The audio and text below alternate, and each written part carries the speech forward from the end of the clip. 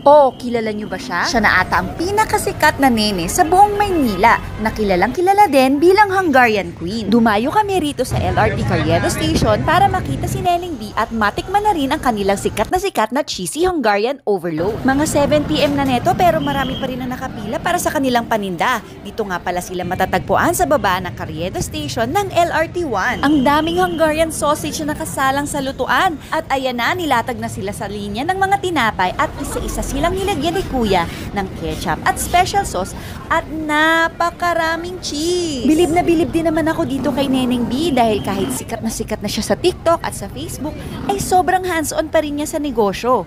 Kung hindi siya ang tumutulong sa paggawa ng sandwich ay siya rin mismo ang nag-aabot ng paninda at panukli sa mga customers nila. Sabi nga niya, sipagan lang natin palagi at huwag kalimutan ang pag-aaral ng mga kabataan at syempre galaw-galaw lang. Hanggang sa susunod, paalam!